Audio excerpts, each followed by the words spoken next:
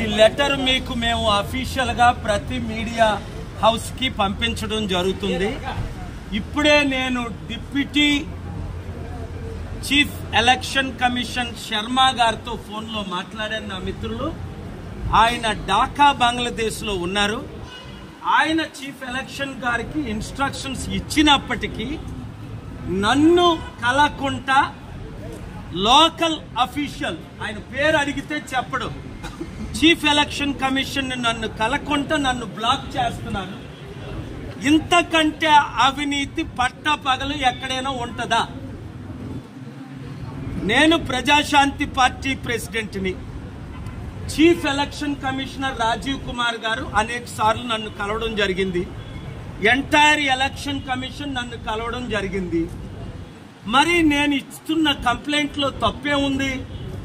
అందరు పార్టీల్ని, ఊరు పేరు లేని పార్టీ చూశారు కదా, శర్మిల వైఎస్ఆర్టీపీ పార్టీకి సింబల్ ఇచ్చారు తెలంగాణలో.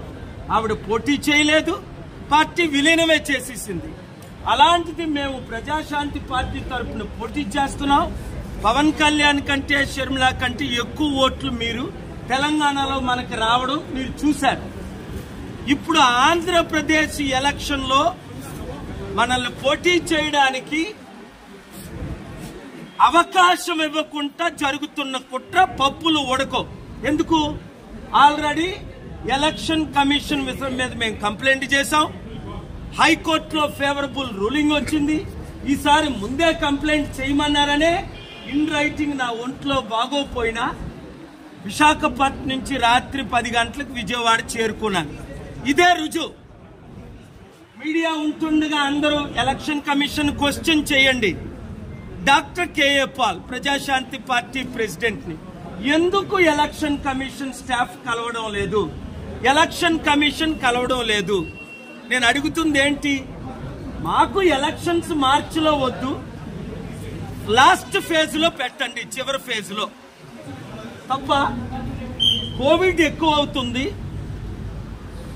10th ఇంటర్మీడియట్ ఎగ్జామ్స్ తర్వాత, డిగ్రీ ఎగ్జామ్స్ తర్వాత పెట్టండి.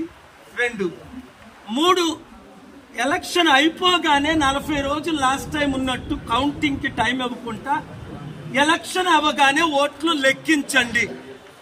ఈ 3 డిమాండ్లు నేను చేస్తున్నాను. ఇందులో తప్పని ఎవరైనా పట్టగలరా, చెప్పగలరా? చూసుకోండి, 2 కులాలే నడుపుతాయట మనల్ని. అందుకనే పవన్ కళ్యాణ్ చంద్రబాబు నాయుడుతో ఉంటే పర్వాలేదు, welcome. Chief election commission welcome. అంటే వాళ్ళు ఏం చెప్తే అదే జరుగుతుంది అనమాట. ఇది 2 కులాలైనా నడిపేది మనల్ని, 2 కుటుంబాలైనా మనల్ని నడిపేది. అర్థం చేసుకోండి.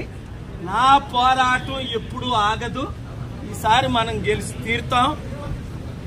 కోర్టులో కేసు వేయడం జరిగింది, ఆర్గ్యుమెంట్స్ వినిపిస్తారు.